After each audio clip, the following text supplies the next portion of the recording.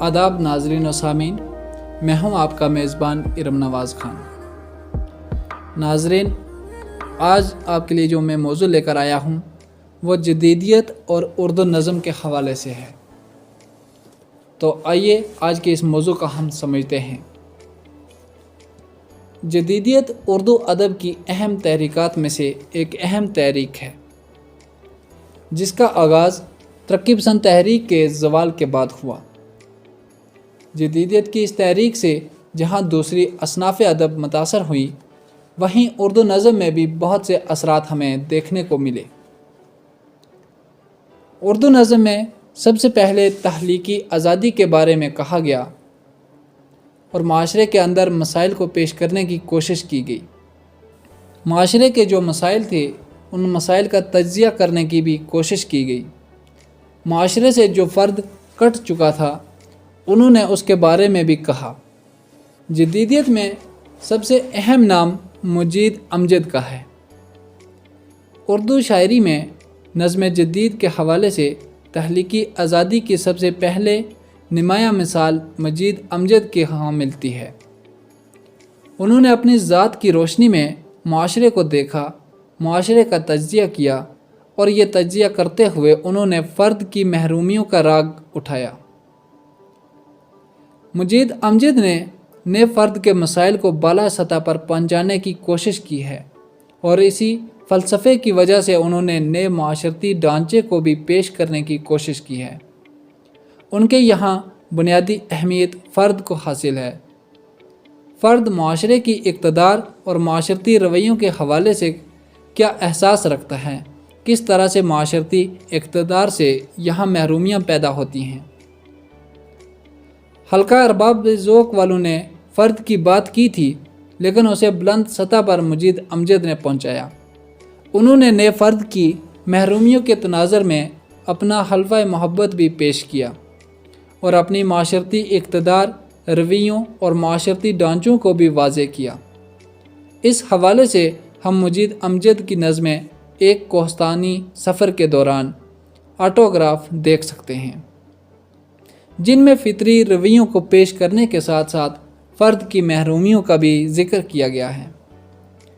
मुजीद अमजद के यहाँ उसलूब और हैयत के जितने तजुर्बे हैं, वो फ़िक्र से मामूर हैं। आज़ादी के बाद जदीद उर्दू नज़म में जो नुमायाँ रुझान नज़र आता है, वो अर्ज़ियत का रुझान है।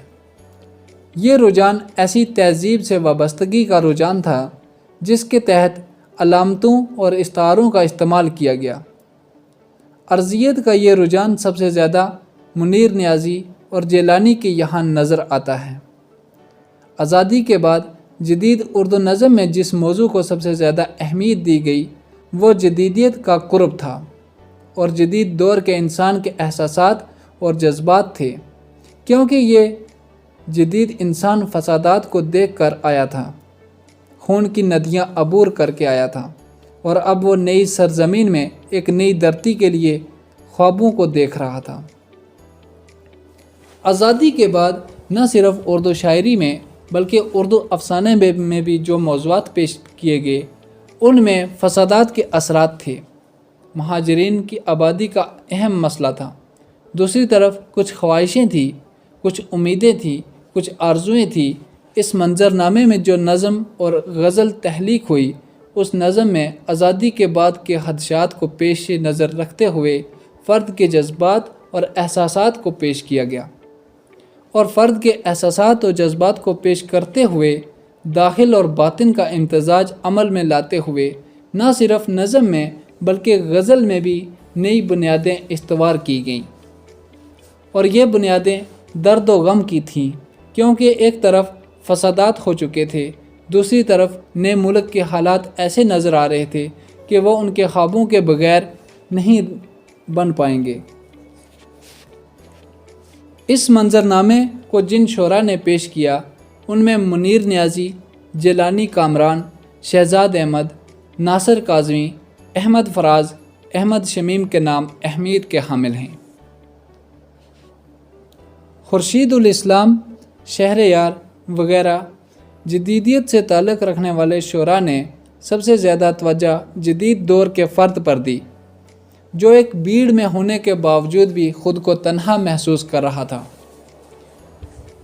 جدیدیت کے وجود میں آنے کے بعد فرد جن محرومیوں کا شکار ہوا، جدید نظم نگاروں نے اس فرد کی محرومیوں کو اپنی نظموں کا موضوع بنایا اور ان موضوعات کو بیان کرنے کے لیے نئی نئی علامتوں کا استعمال کیا اور اسلوب و حیت کے نئے تجربے بھی کیے۔